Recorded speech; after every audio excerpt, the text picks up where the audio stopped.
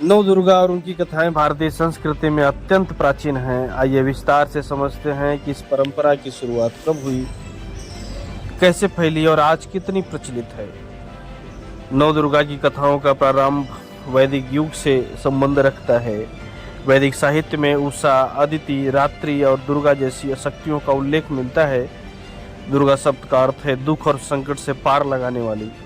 यद्यपि नव दुर्गा के 9 रूपों का स्पष्ट वर्णन वेदों में नहीं मिलता, लेकिन शक्ति पूजा का विस्तार बहुत प्राचीन है।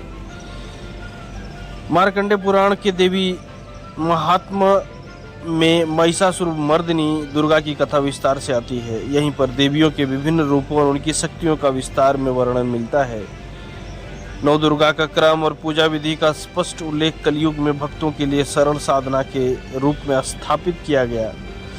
गुप्त काल और भक्ति युग में प्रसार हुआ। इसका गुप्त काल की 4वीं-5वीं शताब्दी में शक्ति पूजा और दुर्गा के मंदिर बनने लगे। भक्ति आंदोलन में कवियों और संतों ने मां दुर्गा की महिमा का गान किया, जिससे यह परंपरा जन जन तक पहुंची। उत्तर भारत शारदीय नवरात्रि सबसे प्रमुख रूप से मनाई जाती है। यहाँ रामलीला, दुर्गा पूजा और कन्या पूजन का विशेष महत्व है। पूर्वी भारत में दुर्गा पूजा के रूप में यह सबसे बड़ा त्यौहार है, जहाँ भव्य पंडाल सजते हैं। दक्षिण भारत में नवरात्रि में देवियों के विभिन्न रूपों की पूजा और संगीत कार्यक्रम होते हैं। पश्चिम भारत में गरबा और डांडिया रास इस पर्व का मुख्य आकर्षण है। नेपाल जैसे देशों में भी देवी दुर्गा के सारे रूपों की पूजा 15 दिनों तक लगातार चलती रहती है। नव दुर्गा की कथाएं केवल धार्मिक दृष्टि से नहीं बल्कि नैतिक शिक्षा देने के लिए भी कही जाती हैं। इन कथाओं में राक्षसों का वध वास्तव में असुर वृत्तियों, अहंकार, क्रोध, लोभ, भय के नाश का प्रतीक है। 9 रूपों की पूजा से व्यक्ति का शारीरिक, मानसिक और आध्यात्मिक विकास होता है।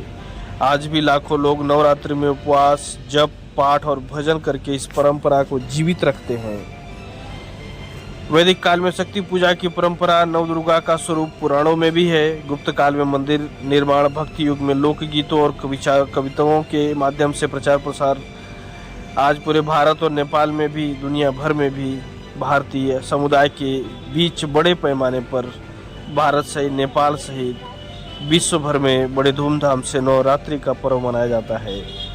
जीवन में शक्ति, धैर्य और सकारात्मकता लाने वाली सबसे महत्वपूर्ण साधना मानी जाती है। आप सभी को नवरात्रि की ढेर सारी शुभकामनाएं। जय माता दी।